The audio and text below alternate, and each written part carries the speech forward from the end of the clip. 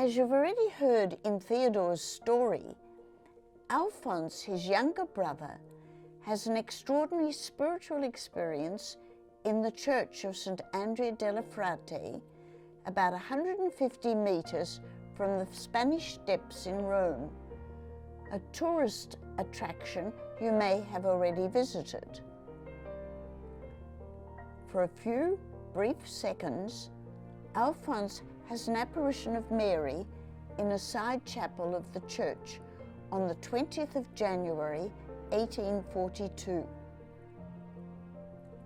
He's been left alone there while his friend, who had invited him into the church, goes to the nearby sacristy to organize the funeral of a close friend. Alphonse later recalls the church seems to become quite dark, except for a single chapel dedicated to the guardian angel with a small picture above the altar of St Raphael and Tobias. It's worth noting Alphonse's full name is Alphonse Charles Tobias Ratisbonne. Raising his eyes, Alphonse sees, standing on the altar, tall, vibrant and majestic, full of beauty and mercy, these are his own words, Mary, as represented on the miraculous medal. I fell to my knees on the spot where I was standing, he later relates. Several times I tried to raise my eyes, but her radiance and my feeling of respect made me lower them. I fixed my eyes on her hands. In them, I saw the evidence of pardon and mercy. In Mary's presence, although she did not utter a word, I understood all. When Alphonse's friend returns to the church, he finds the young man on his knees, his head resting on the altar rail, his face bathed in tears. Amazed, he drives Alphonse to the nearby Jesuit church, the Jésus. There, the young Jew describes to a Jesuit priest his vision of Mary and begs to be baptized. Just 10 days later, on the 31st of January, Cardinal Patrizzi, the Pope's vicar, officiates at Alphonse's baptism. The young Jew wants to take the name of Mary, so for the rest of his life he is known as Mary Alphonse Ratisbonne. The church opens an investigation of the miracle, and 5 months later, the 3rd of June 1842, its authenticity is affirmed, and I quote, "Nothing further is necessary to recognize here the quality of a true miracle." When his brother Theodore in Paris hears the news, he's overjoyed. Not only has Alphonse been baptized, he's now begging him to begin a work in the church for the Christian education of poor Jewish girls. Theodore, however, remains hesitant to act, but continues to pray, "Mary, I shall do whatever you ask me.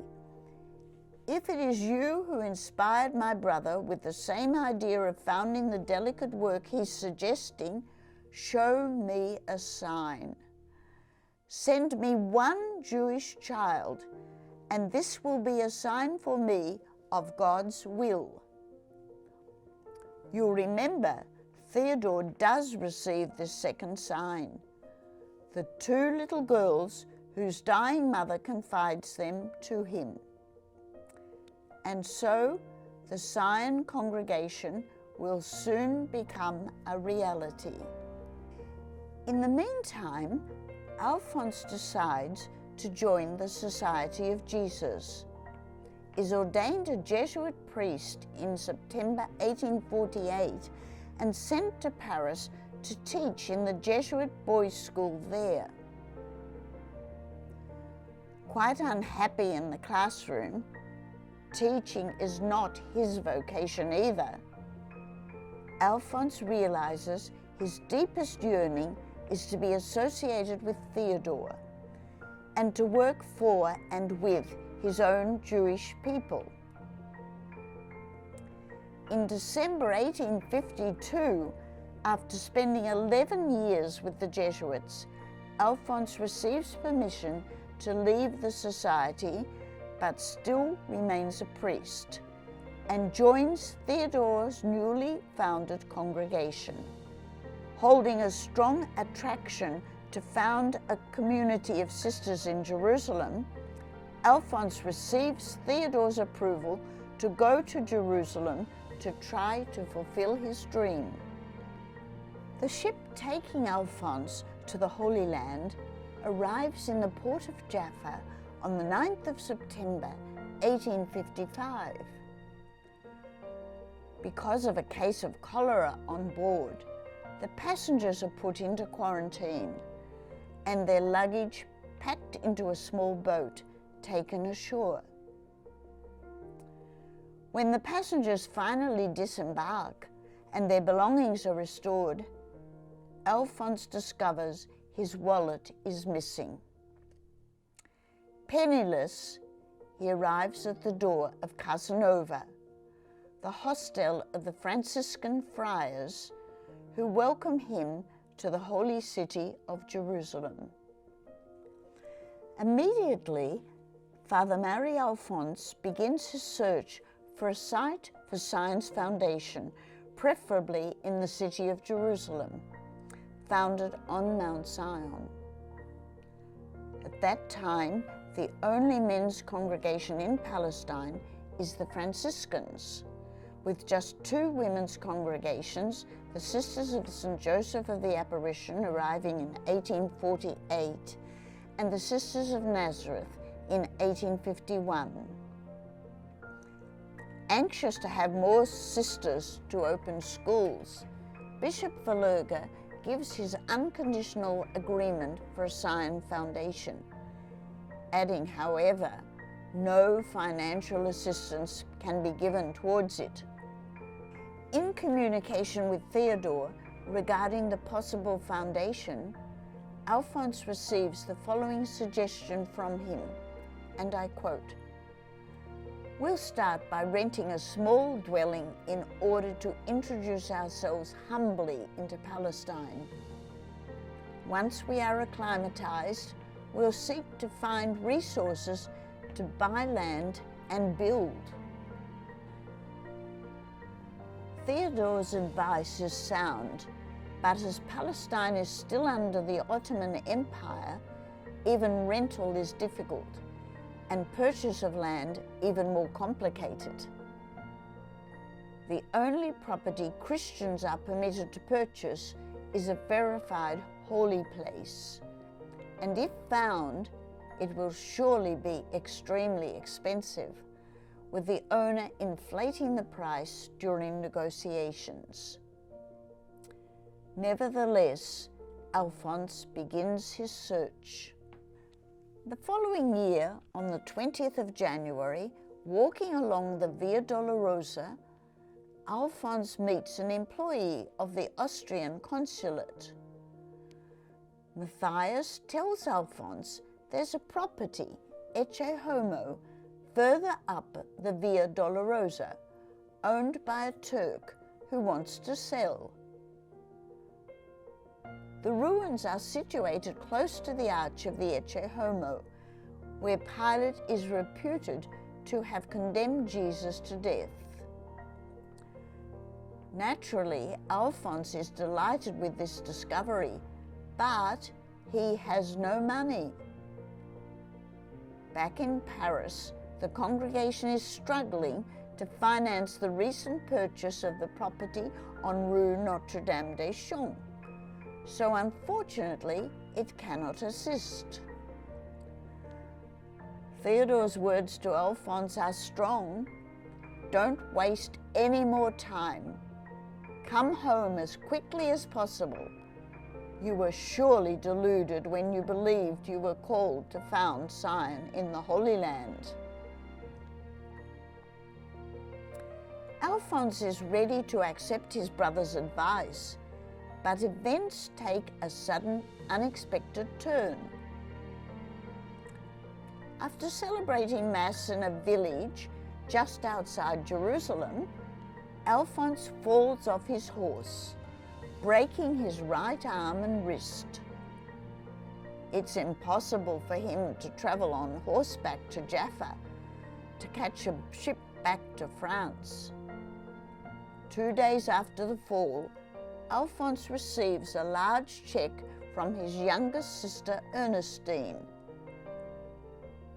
Alphonse writes immediately to Theodore with his left hand, "No, I'm not deluded.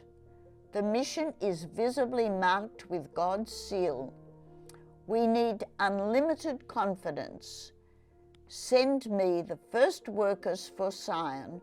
All is ready to receive them." By 1856, the congregation has a general council, with Sister Sophie Stoolen as the Superior General. After prayerful consideration, the decision is made to send 4 sisters to Jerusalem. Alphonse is delighted and sends a list of 7 to 8 pages enumerating all the necessary provisions to bring with them. In addition, he writes, for horseback riding, the sisters will need solid trousers, white veils with broad hats, sunglasses, and white umbrellas. In mid-19th century, the Holy Land bordering on desert land has few resources. The inhabitants are mainly Jewish and Arab, with some Eastern Orthodox Christians and a handful of Latin Christians. The population is extremely poor, enduring harsh conditions with typhus and cholera regular visitors. On the 20th of April, 1856, 4 young missionary sisters pronounced their perpetual vows in Paris and, accompanied by Theodore to Marseille, take a ship for Jaffa. Alphonse welcomes them with great joy. The following day, the group sets out on horseback for Jerusalem. None of the sisters has ever ridden before, and in the excitement of their departure, the saddles are left behind in Paris. We don't hear of their journey to Jerusalem, but they finally arrive and stay with the Sisters of St. Joseph before moving into their rented 6-room house in the souk near Damascus Gate.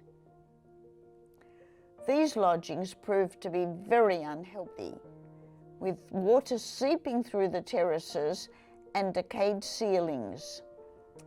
Umbrellas have to be kept up over the beds during the rainy season. The sisters will live there for the next 6 years. With the construction of the convent and orphanage finally completed in 1862, the sisters settled into their new surroundings on the Via Dolorosa.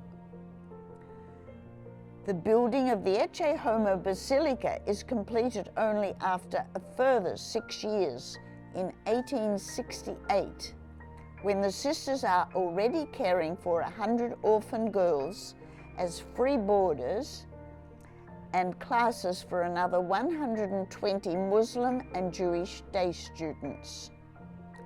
A dispensary is also opened where free treatment is given daily to around 200 poor people of all religions. Boarders of more financially secure families will be admitted later to the school. In 1862, Theodore visits Jerusalem for the first time. "Everything impresses me, everything moves me," he writes to the sisters. "I have no need to visit the holy places. All I need do is contemplate from my window Mount Sion and the Mount of Olives. They make a deep impression on me. Here, I listen to the mystery of silence."